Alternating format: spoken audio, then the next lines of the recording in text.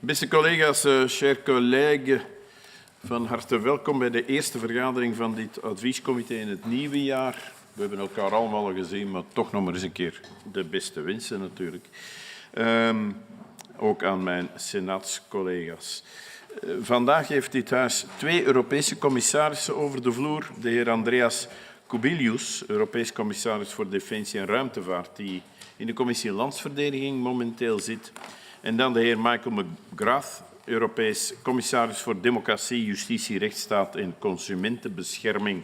En die is hier aanwezig in onze zaal. Comme d'habitude, ce comité d'avis et la commission de la justice examinant ensemble le rapport annuel sur l'état de droit dans l'Union européenne. Et au nom de mon cher collègue, M. Blondel, président du Sénat, et Ismaël Nuino, président de la commission justice, et moi-même, je souhaite la bienvenue au commissaire Michael McGrath. As Mr. McGrath will be leaving us at 3 p.m., we need to use our time efficiently, and if sometime or something we politicians luckily excel in. So I kindly request that questions to the European Commissioner are focused on the chapter on Belgium. And let us not lose more time. Mr. Commissioner, you have the floor. Well, thank you very much, Mr. Speaker, dear De Rover, dear Chair Nuino, and dear President of the Senate, Mr. Blondel, and members of Parliament. First of all, I'd like to thank you sincerely for the invitation and indeed the opportunity to present the 2025 Rule of Law report of the European Commission, which was published on the 8th of July last year. I truly appreciate your initiative as members of the Belgian Federal Parliament to engage with the Commission on the essential matter of the rule of law across our Union. In a world where we are seeing democratic systems under pressure and fundamental rights under threat, upholding and safeguarding the rule of law has, I believe, become more important than ever. When the rule of law is undermined, our democratic safeguards are weakened and fundamental rights risk being restricted.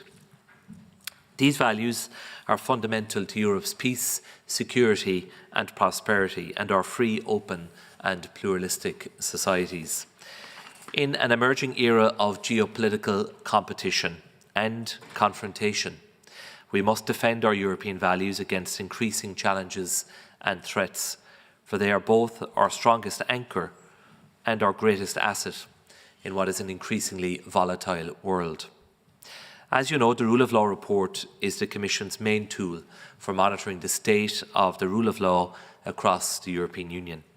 Every year, the report takes stock of the rule of law situation in all Member States and across the EU as a whole. And it does so in an objective manner that ensures equal treatment among the Member States. It presents a clear picture of significant national developments, both positive and negative, and it is based on a transparent and objective methodology that was developed in dialogue with the Member States. While the report ultimately presents the Commission's own assessment, it is based on a variety of sources. So, for example, for the last report, we received and analysed 270 stakeholder contributions. Commission services held over 650 meetings across all 27 Member States and the 4 concerned enlargement countries that we also examine. And these were held with over 980 national authorities, ministries, courts, independent bodies, civil society organisations and other stakeholders. All this allows us to deliver an objective analysis following the same approach for each Member State of the EU.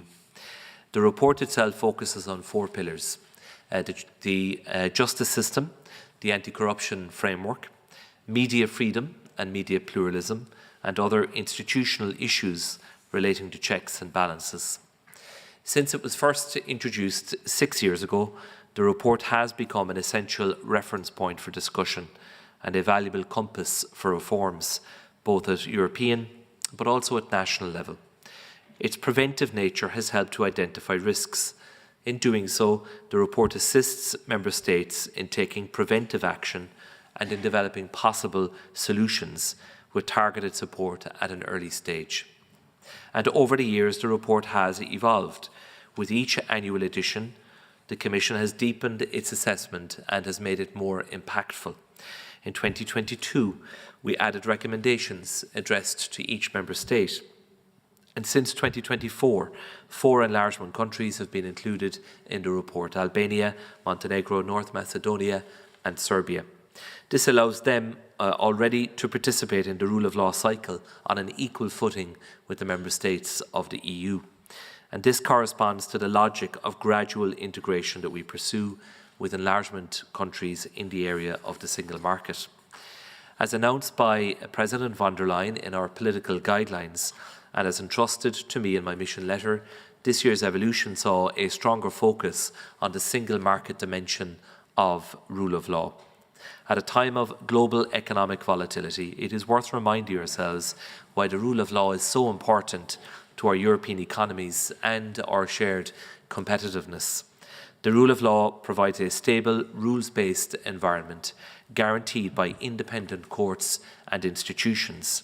It ensures, for example, that contracts can be enforced across borders, that companies competing for procurement contracts are not hampered by corrupt practices, and that state advertising is distributed among media companies in a transparent and a fair manner. The rule of law therefore gives reassurance to citizens, certainty to businesses, and confidence to investors. And by adding the single market dimension, we have developed the work of previous years, and we are now deepening our assessment further.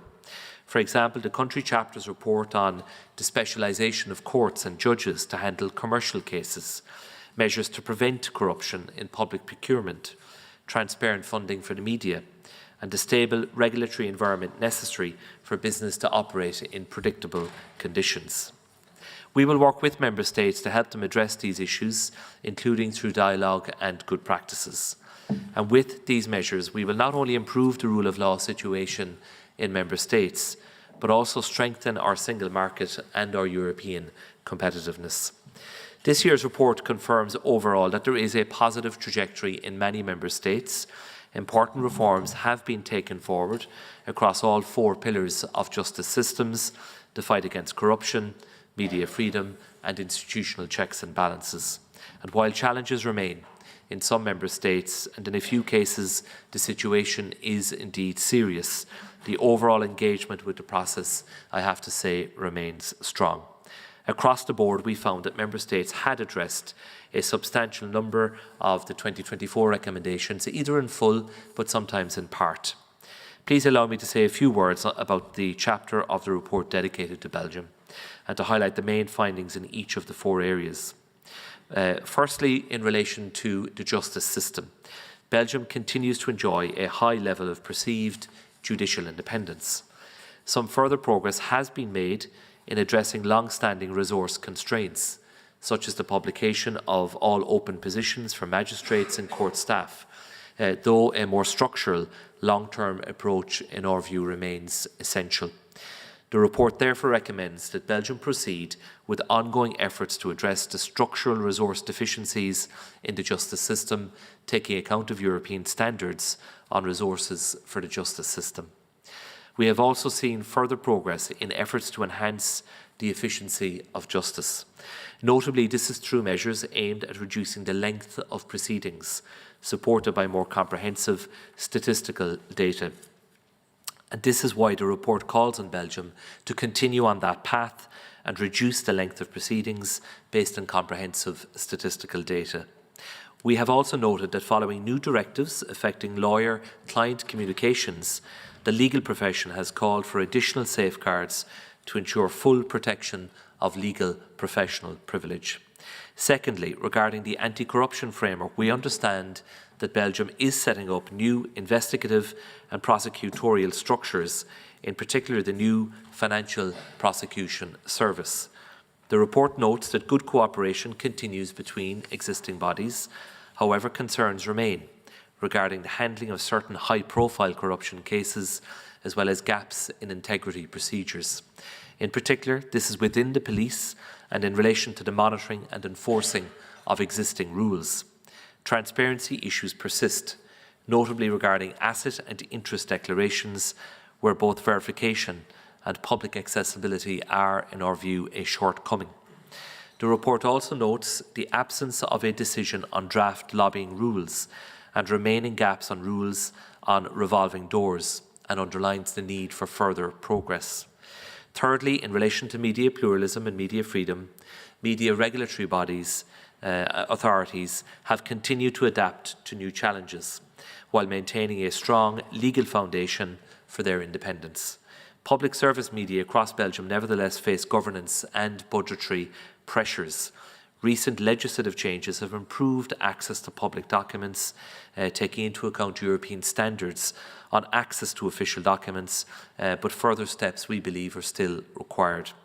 The report therefore calls on the Belgian authorities to continue efforts to strengthen the framework for access to official documents.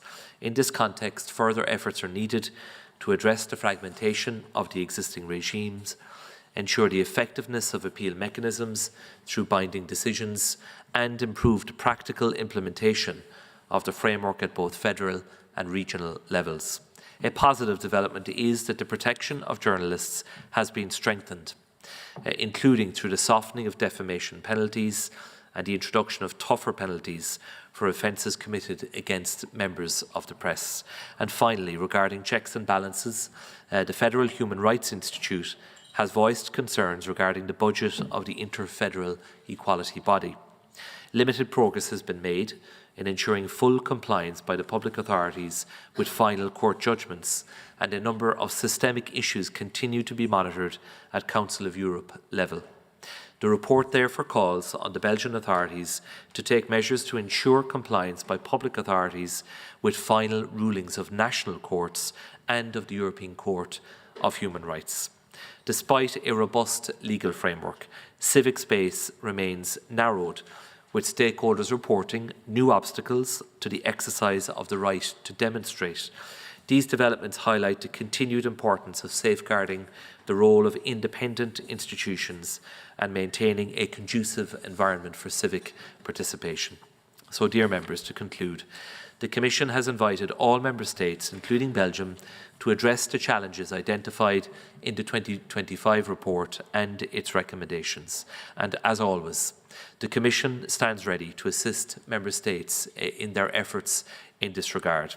Just as the rights that flow from the rule of law apply to all of us, the responsibility to promote and to protect the rule of law also falls to all of us.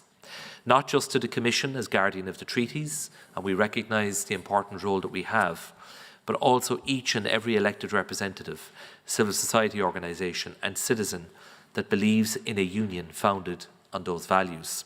I therefore hope that I can continue to count on your support in strengthening a robust European rule of law culture across our European Union. Thank you so much for the invitation and for listening to my opening remarks, and I now look forward very much to our discussion. Thank you, Chair. Thank you very much, Commissioner. Ik wend mij tot de zaal en ik ga de fracties af met u goed dunken in de volgorde van de grootte. Voor de N-VA, mevrouw Van Riet. Ja, zeker. Ik ga eerst het woord nemen en dan geef ik het woord aan mijn collega De Wit. Is het goed dat ik mijn vraag in het Nederlands stel? Dear Mr. McGrath, thank you very much for your text and your explanation. Of course, you have our support. Mijn vragen zal ik dan in het Nederlands stellen. In verband met de middelen van justitie heeft onze regering deze regeerperiode heel wat middelen vrijgemaakt, bijna 1 miljard, om het justitieapparaat te optimaliseren. Zowel wat de situatie in de gevangenissen betreft, maar ook de werkomstandigheden bij de rechterlijke macht en het Openbaar Ministerie. Ik veronderstel dat deze kapitaalinjectie ons wel dichter terug bij het EU-gemiddelde brengt wat budget en investeringen betreft. Het rapport benoemt bezorgdheid over vertrouwelijkheid bij videoconferenties. In welke mate wordt er rekening gehouden met procedurele efficiëntie en inkortingen van doorlooptijden? Zijn er in deze Europese richtlijnen of richtsnoeren van toepassing? Ondanks een hoog niveau van wettelijke bescherming blijft de ruimte voor het maatschappelijk middenveld beperkt en spreken belanghebbenden hun bezorgdheid uit over nieuwe belemmeringen voor het recht om te demonstreren. Belanghebbenden blijven bezorgd over onevenredige preventieve en repressieve acties van overheidsinstanties die het recht op betogen ondermijnen. Om verstoringen van de openbare orde te voorkomen en de openbare veiligheid te waarborgen, is de regering voornemens in het strafwetboek de mogelijkheid op te nemen om een aanvullende sanctie op te leggen, namelijk een verbod om deel te nemen aan demonstraties voor personen die veroordeeld zijn voor illegale handelingen die tijdens eerdere betogingen zijn begaan. De N-VA-fractie heeft inderdaad een wetsvoorstel ingediend ten einde een gerechtelijk verbod op deelname aan protestbijeenkomsten mogelijk te maken voor personen veroordeeld wegens geweld of vernielingen tijdens een protestbijeenkomst. Immers, niet elke beperking op grondrecht is onrechtmatig. Ook het recht om te betogen is niet absoluut en kan worden beperkt via een uitzondering in de wet, die noodzakelijk moet zijn ter bescherming van de democratische samenleving en die in verhouding moet staan tot het nagestreefde doel. Dat is precies het geval in ons wetsvoorstel.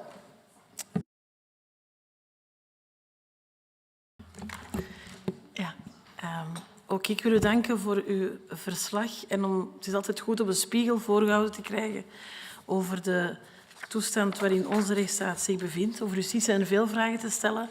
Maar ik heb enkele vragen naar aanleiding van de passages die u in uw rapport wijdt aan integriteit, lobby- en corruptiezaken.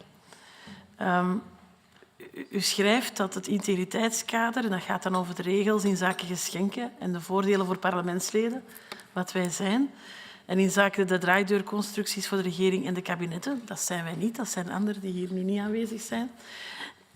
In uw rapport schrijft u dat die eigenlijk onvoldoende zijn vandaag. Dus ik had dan graag vernomen, want dan moeten we kijken wat we eraan kunnen doen.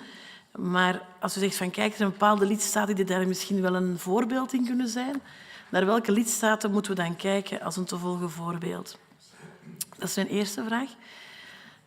Ten tweede, de behandeling van prominente corruptiezaken wordt als een zorgpunt benoemd. In 2024 heeft het Openbaar Ministerie melding gemaakt van 367 inkomende corruptiezaken. Dat gaat dan vooral over zaken in de overheidssector, waarvan er 90 zijn geseponeerd en slechts 7 zaken hebben geleid tot een inbeschuldigingsstelling. En dat zijn gegevens van januari 25. Dus ik denk dat we eerlijk moeten zijn en toegeven dat die cijfers allesbehalve denderend zijn. Welke concrete maatregelen beveelt u dan eigenlijk aan? Ook hier, welke landen kunnen dan wel als voorbeeld dienen?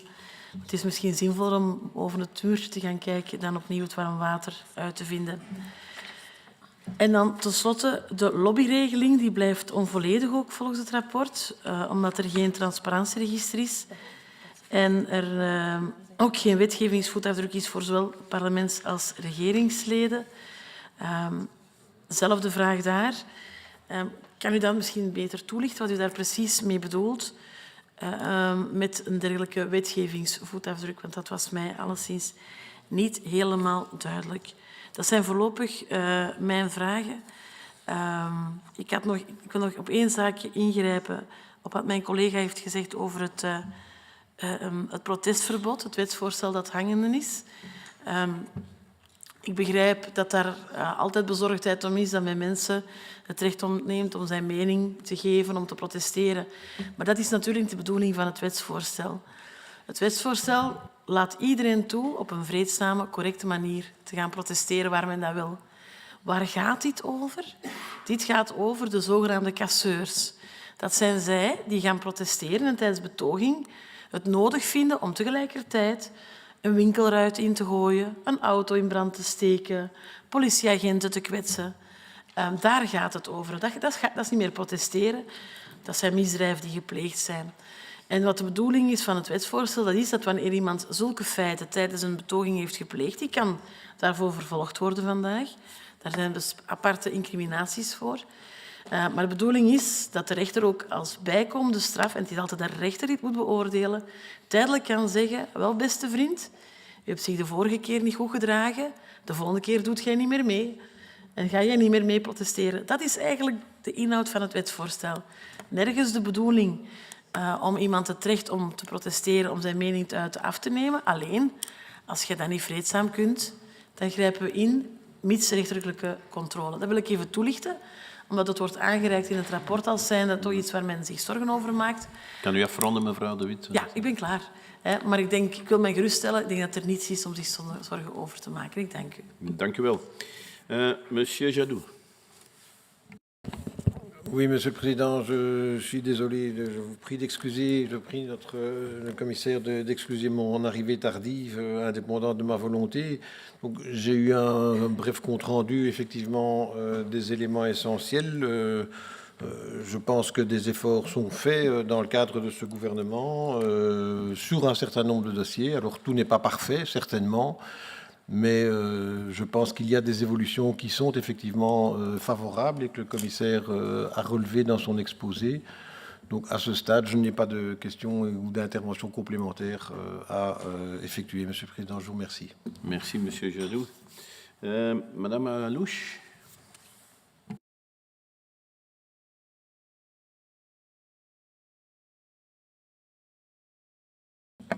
Voilà, excusez-moi. Bonjour à tous, merci. Monsieur le commissaire, pour votre exposé très intéressant, votre rapport précise que la démocratie, la sécurité et l'économie européenne reposent sur l'état de droit et qu'il constitue la pierre angulaire qui permet de traduire les valeurs de l'Union européenne en avantages concrets pour les Européens en favorisant la stabilité, l'égalité, la cohésion sociale et la compétitivité. Vous avez également évoqué lors de votre exposé des éléments tels que une approche préventive, le dialogue, les bonnes pratiques.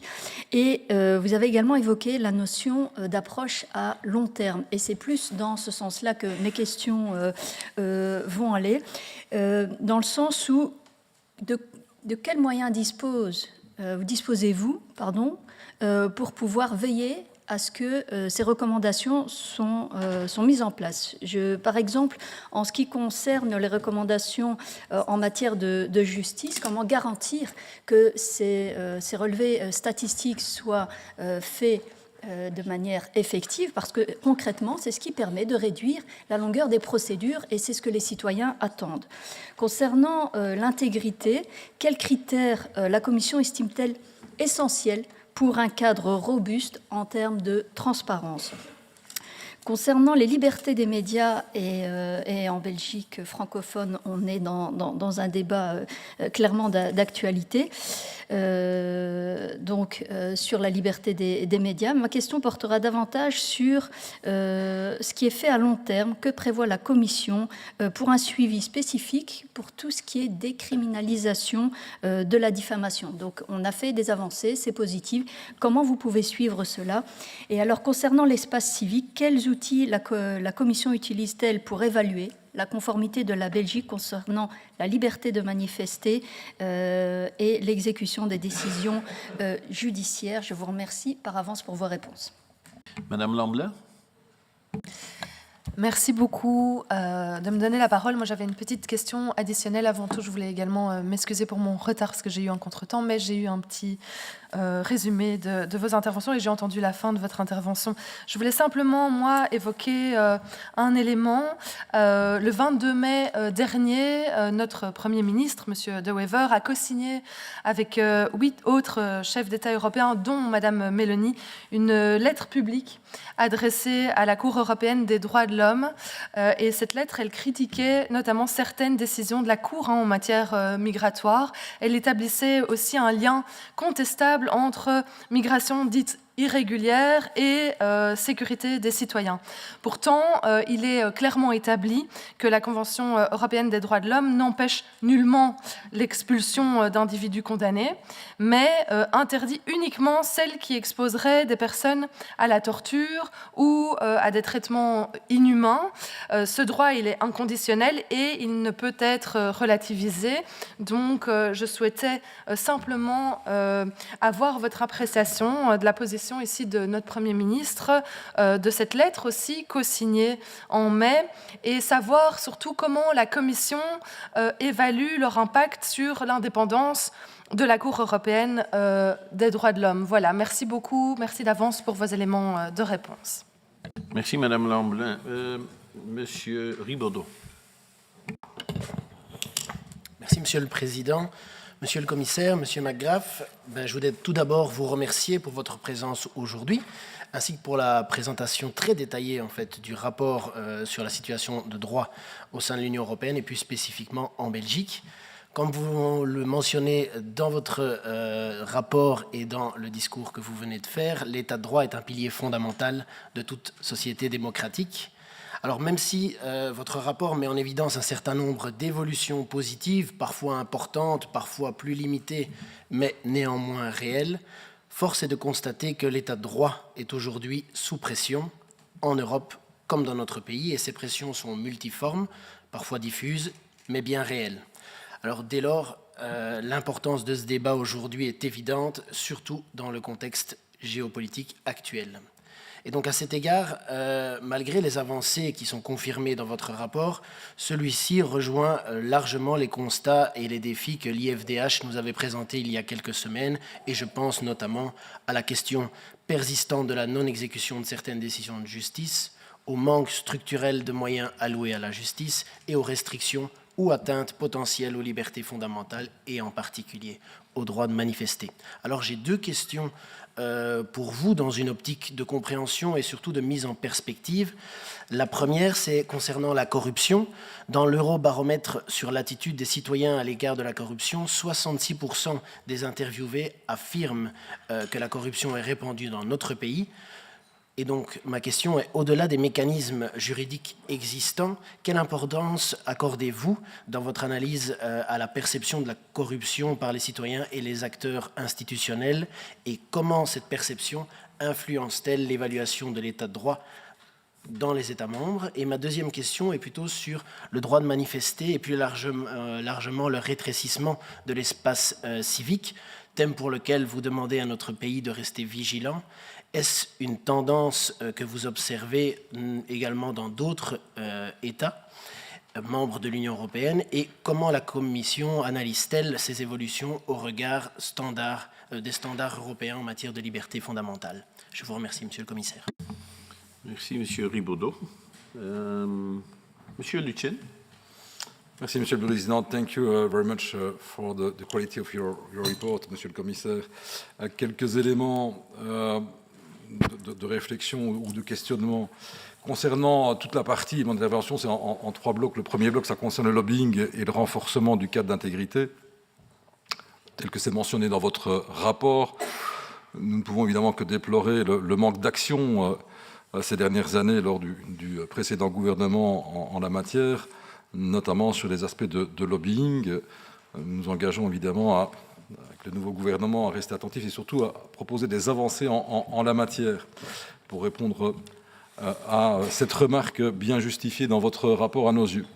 Concernant l'exécution des décisions de justice, premier élément, comme ma collègue de l'ANVL a pu le dire, il y a un refinancement de la justice qui est important. C'est un signal évidemment important de ce nouveau gouvernement. L'une des recommandations par ailleurs préconisées à la Belgique est de poursuivre ces progrès.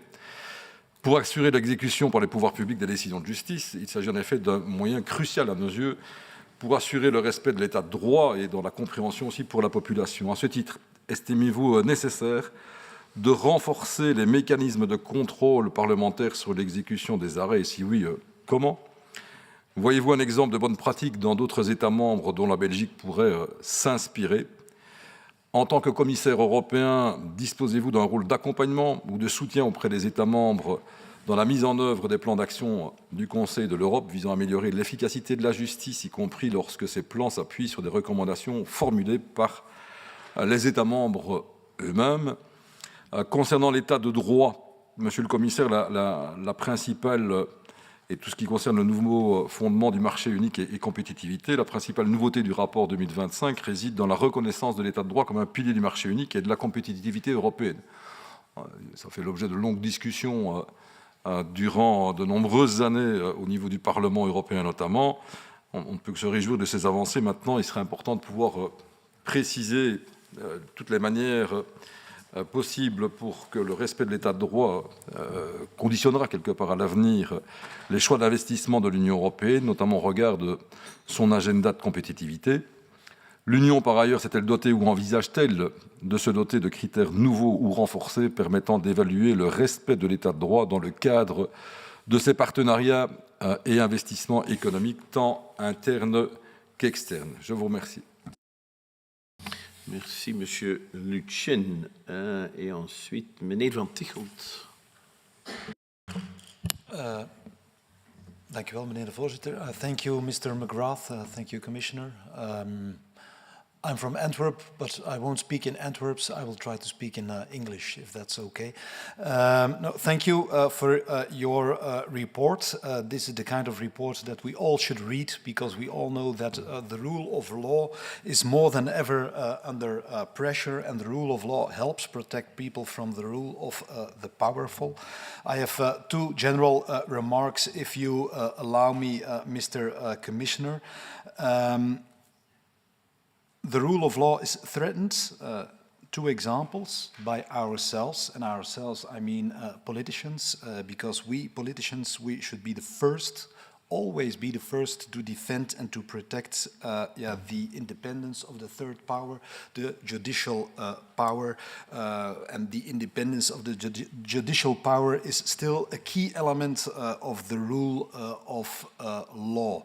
So voilà, that's my first general remark. Do you see there, can you share your insights with us? This is a sensible subject, I know, but I think it's important to underline that we politicians should respect that. Second example is, of course, organized crime.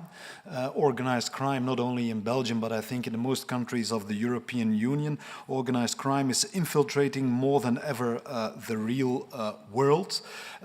Infiltration, corruption, the colleagues mentioned it already, and a problem in that regard that is often noted by security experts on the national but also on the multilateral international level is the so-called tension that exists between privacy and GDPR on the one hand and security on the other hand. And voilà, as I already said, the security officers, they protest that there is that the GDPR, the privacy, is too far stretched out at the disadvantage of security. So my question for you there is, can you share your insights with us? Do you have guidelines, and what does the European Commission do to reconciliate this so-called tension between security and privacy, GDPR? I thank you for your insights. Thank you very much. Thank you, meneer Van Tichelt. Thank you very much, dear colleagues. So, Mr. Commissioner, I think you see that we read your report, and we have a lot of questions, so please, do you have answers? Well, thank you very much, and thank you to all of the members for your remarks and indeed for your questions. I think it's evident from the nature of the contributions that you made that there is a strong commitment in this House to high standards when it comes to rule of law in Belgium and across the European Union. And that is something that we acknowledge and appreciate, because the truth is that we all need to work together to make sure that the rule of law environment is strong, because where rule of law is undermined, we will not have a successful European economy. We will not be able to address the competitiveness challenge that we face I come from a background where I served in national politics in Ireland for over 17 years, so it's always a pleasure to come before national parliaments and to engage directly with the elected members, because I think we in the Commission can learn a lot from you, and it's important that we do listen and that we engage and that we are as open and transparent as we possibly can be about the nature of our work and how we can work together to address the common challenges that we face. I think it's important to say that when it comes to the rule of law report, there's a huge amount of work goes into it, as you will appreciate every year. We go to great lengths to make sure that it is transparent and it is objective, and that it is fair, and that where we make criticisms and we include recommendations, that they are based on the evidence and based on the contributions that we have received, but also that we have checked. And I think it's important that we continue with that approach. And I always encourage the member states to embrace the process and to see it as an opportunity, because it can lead to very positive change in the rule of law environment in member states throughout the European Union. And that has been our experience. So many member states engage with an open mind and they avail of the services and the expertise of the Commission, and we are there to assist and to support the member states on their journey of trying to address any deficiencies or gaps that are there and to make improvements in the rule of law environment. So I think it's important that we frame it in that context. It shouldn't be viewed as an adversarial process by its very nature. It doesn't need to be. It is designed to effect positive change in every member state and therefore to strengthen the rule of law environment overall in the European Union. And I think that should be the collective objective that we have. The report has, in overall terms, led to very significant progress, and we do measure progress. So, for example, in the 2025 report, we would have highlighted that some 58% of the recommendations from the previous year were addressed either fully or partially, and a further 14% where at least limited progress has been made. So that is a measure of the practical consequences of the rule of law report, and there are many examples in that regard. And in the case of Belgium, before we went into the recommendations for the 2025 report, we also set out our assessment of what happened or didn't happen in relation to the recommendations from the previous year. So it's important that we continue with that and that we do look back at previous recommendations to see if there has been follow-up. And where there has been, we acknowledge that because it's important to be fair, but where there hasn't been, we equally need to call that out, and we need to offer our support as a Commission to the member state concerned. Dialogue is always the first port of call, and my preference is always to seek to bring about change and to see the implementation of the recommendations following dialogue between the Commission and the member state.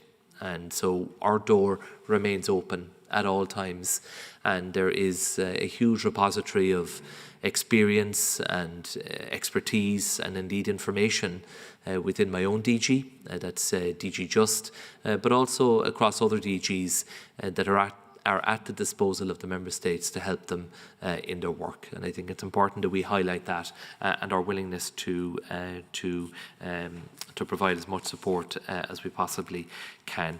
Now, turning, Chair, to the questions that have been raised, and there were many, but I will do my best to address the main points that colleagues in the House have raised today. A number of you did speak to the issue of resources for the justice system and the length of proceedings of cases here in Belgium. And I think we have addressed that quite comprehensively in the 2025 report. But also when you look back, you will find that these issues were recurring themes in previous reports for Belgium as well. And we have been upfront in stating our view that resource constraints are a long-standing issue in Belgium, according to the EU Justice Scoreboard for 2025. So that's where we set out a number of metrics of the justice system in every member state of the European Union. But according to the scoreboard for 2025, the number of professional judges per 100,000 inhabitants remains low in Belgium. It remains below the EU average, rather, and the budget allocated to the judicial system also continues to be below the EU average, according to the latest available statistical data. Now, if the authorities wish to challenge that, or they have a different view, of course we will look at the evidence that they can furnish in that regard. But based on the official available data that we have, that is the conclusion of the Commission, and that would have been set out in the Justice Scoreboard, and we have again addressed that issue in the Rule of Law report for 2025. We will continue to monitor the measures that are taken by the Belgian authorities in the context of the forthcoming report for 2026, and that process has already commenced, and it will be again in July of this year that we intend to publish the Rule of Law report. And so already the questionnaire and the engagement is underway, and we look forward to hearing updates and hopefully progress in the case of Belgium on these issues. In addition, the question of the length of judicial proceedings is an important one, because I think most people would agree that justice delayed is justice denied. It is a problem, and we always seek to address that across the European Union. And that phrase dates back centuries and is reflected one way or another in many constitutions, but also in the European Convention on Human Rights, in the form of the right to a fair trial and the right to an effective remedy, which of course is also reflected in the Charter of Fundamental Rights and also in the Treaty in the European Union. So that obligation to provide an effective remedy, which of course must be done in a timely fashion. So access to justice is important, but then the conclusion of a process is also important, that would be done in a timely way. So the report for 2025 on Belgium again notes that the length of proceedings and the judicial backlog in Belgium remains a long-standing problem. It has been noted, as colleagues will be aware, by the European Court of Human Rights, the Council of Europe, and indeed the Belgian Federal Institute for Human Rights as well. So it's not just the European Commission that has highlighted this issue, but we are happy to work with the authorities in an effort to achieve improvements in the efficiency of the justice system, to reduce the length of proceedings. I should highlight the fact that we have adopted a digital justice package at Commission level recently, which will involve a digitalisation of justice strategy out to 2030, and that whole area of digitalisation and the appropriate deployment of AI with human supervision, of course, can offer some potential for improvements in the efficiency of the justice system throughout the European Union. So we will be working with the Member States now in the context of that strategy and the judicial training strategy, and also in the context of the MFF, the next EU multi-annual financial framework, where we will have national and regional partnership plans, and where we will be encouraging Member States to make provision in their national plans for investment in justice and in their justice systems and in digitalisation. As you know, the Commission back in July published its proposal for the next MFF, and it involves a near trebling of the monetary value of the justice programme to about €800 million. But in truth, most of the funding for digitalisation will have to come from the Member States themselves, and we will be encouraging them to make that provision through the national and regional partnership plans, and that can be complemented then by funding from the European Union as well. So we think that that's an important issue. In relation to civic space and the right to demonstrate, which of course is a very important right, the right to freedom of assembly. We have noted in the country chapter in Belgium that despite a high level of protection under the law, civic space remains narrowed, and stakeholders have continued to raise concerns with us through the rule of law report process regarding what they would view as disproportionate preventive and repressive actions undertaken by public authorities undermining the right to demonstrate. I know the Constitutional Court issued 2 judgments of particular relevance to the civic space. In September 24, the Court annulled the provision of a Flemish community decree on the subsidising of social cultural work, which excluded certain organisations from eligibility for subsidies. And in November 24, the Court pointed to the need to restrict recourse to the civil law procedure based on which presidents of first instance courts may issue an urgent court order without hearing the opposing party to a limited number of cases, excluding its use to challenge a strike. But the right to demonstrate forms part of the checks and balances of any member state of the European Union, and this is why we do report on that issue, because we think it is important and it should be considered by the Commission. And there are cases throughout the European Union where the Commission is concerned about the restrictions to the right to demonstrate. For instance, many of you will have followed the developments in Budapest in Hungary, where law was used to ban gay pride demonstration or gathering, for example. The situation in Belgium is different. That should be acknowledged. We haven't included a specific recommendation, but we have documented the concerns that have been raised with us, and we note a public debate in Belgium in relation to how the right to demonstrate is implemented.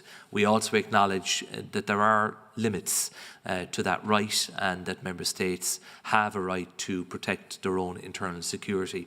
But there are European standards in this space, and again, we highlight that we would continue to monitor the situation, and we remain open for dialogue with stakeholders, but also with the Belgian authorities to make sure that the appropriate balance is struck.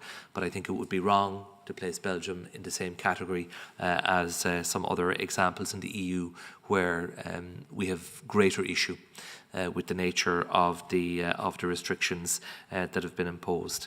In relation to revolving doors and ethics and standards and the ability to point to best practice and examples in the European Union, what I would say is that it's not a case of one size fits all, but there are European standards.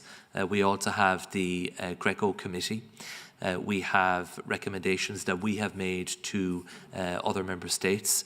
We know that the Venice Commission is available also to give opinions on proposed changes to legislation, for example, and will provide that wider lens of what is common practice and what is good practice throughout their own area of jurisdiction. But again, we are available to engage with the Belgian authorities and other member states in relation to what we would regard as certainly good practice and practice that is of the required standard. In relation to anti-corruption, I would point to the upcoming anti-corruption strategy, which we are currently preparing as a Commission. As you know, in recent months, we were very happy to see that political agreement was achieved in the trilogues on the anti-corruption directive at EU level. We look forward now to the timely transposition and the implementation of that directive in all the member states of the European Union. But we stand ready to hold workshops, for example, on anti-corruption frameworks and what are the appropriate standards that should be achieved in all of the member states, so that we can share examples of best practice in that regard. We think is important. On the question of how we ensure that the recommendations in the annual report are achieved, as I said earlier, our first port of call is engagement and dialogue, and that in the majority of cases does lead to progress. We do have harder instruments and tools that we can use in extremis where absolutely required, particularly where there is a breach of EU law, where the obligations that have a legal basis that are conferred on member states are not being implemented. Then as the guardian of the treaties, we have an obligation to act in that regard. And as you know, we have the conditionality mechanism, which has so far only been deployed in the case of Hungary. We also have an Article 7 procedure. We have super milestones that are built into the Recovery and Resilience Plan facility for member states as well. And then looking to the next MFF, we published back in July our proposals to build a closer link between respect for rule of law and also for the Charter of Fundamental Rights on the one hand, with access to EU funds on the other hand, because we do believe that where EU funds are being dispersed, there is a reasonable expectation that member states will be in full compliance with the rule of law requirements and also will fully respect the Charter of Fundamental Rights of the European Union. So we think that that is important. On the interpretation that the European Court of Human Rights has placed on the European Convention on Human Rights, the focus of the European Union and of the Commission is in advancing the process now of accession of the European Union to the European Convention on Human Rights. As you know, that is a process that has stalled and has been reactivated again, and a draft agreement is now before the Court of Justice of the European Union for their consideration. Because there was previously a negative opinion issued by the court, and we are anxious to move ahead in that regard and ensure that there is accession of the European Union to the European Convention on Human Rights. But we recognise the importance of the court judgments, the judgments of the Court of Human Rights, and also the interrelationship with the EU framework and indeed with the EU treaties as well. In relation to the failure in Belgium to comply with court decisions, this is a significant issue, and that is why we have raised it on a number of occasions now. Belgium has not complied with several decisions handed down by national courts and indeed the European Court of Human Rights. Only limited progress has been made in our view in this respect. For example, compared to the 2024 Rule of Law report, the 25 report established for Belgium a reduction of 4 leading judgments of the ECHR pending implementation. So in other words, the number of judgments that had not been implemented, it did fall from 21 to 17, but it's still a very significant number of judgments that have not been implemented. And in our view, respect for the separation of powers means that the executive must comply with the court's decisions regardless of political and resource considerations. So in a union where we have full respect for rule of law and full respect for the independence of the judiciary and the judgments of courts, we do then need to see follow-through and implementation of the judgments of those said courts. So we think that that is an important issue. Mention was made of the single market dimension of the rule of law report. Is something we intend to build upon in the coming years. It was good to make a start in 2025 because we know that we don't have a true single market if we do not have respect for rule of law across the European Union. And if companies do not have confidence in trading cross-border, in engaging in contracts with parties in other jurisdictions, that where litigation arises, if they don't have confidence that they will get a fair hearing, then the rule of law is a problem for the single market and is a problem for EU competitiveness. So we have to make sure that that single market dimension of rule of law is embedded. Of course, politicians should lead by example and respect the rule of law. That I think goes without saying, but no harm in reiterating that important point. And on the question of organised crime and the need for an appropriate balance between the protection of personal data, which is an important pillar of our rule book within the European Union, but on the other hand, the right to justice. We are examining these issues at this very moment in time to make sure that we have the appropriate balance in place. So my DG, which is DG Just, is working closely with DG Home in relation to the legal architecture that we currently have in place around the retention of data for law enforcement purposes, but also the issue of access to data for law enforcement purposes, because it is the case that we hear very often from the frontline authorities and law enforcement that they feel one, if not two hands, are tied behind their back as they seek to do the difficult job of keeping all of us safe. So we have to make sure that we strike the appropriate balance, and we do so in a way that is fully respectful of the Charter of Fundamental Rights and indeed the treaty provision that is there in relation to the protection of personal data as well. So, Chair, I know we are approaching the end of the allocated time. I've tried my best to cover most of the key issues, but I hope that we will have an opportunity to engage again in the future. And I want to thank you sincerely for the opportunity to come before you today.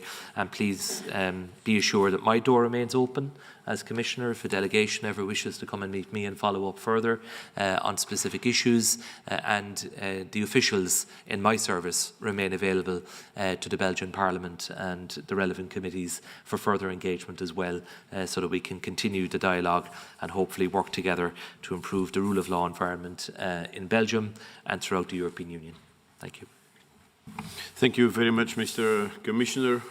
Thank you for being here to answer the questions that are raised. I think we must stay in a process of dialogue, of course, because there are, as you have every year your report on issues that are very important concerning democracy, rule of law, freedom of speech, etc., which are fundamentals in our system. At the same time, of course, the way of filling in the theory, there we might differ, and then we have to, let's say, keep in a dialogue so that we can find each other on as much issues as possible. I think it's nearly 3 o'clock. There's no, it is 2 minutes, might be too short to, to have a new round. Maybe my colleague will say something, and if not, thank you very much, and we'll see each other at least next year.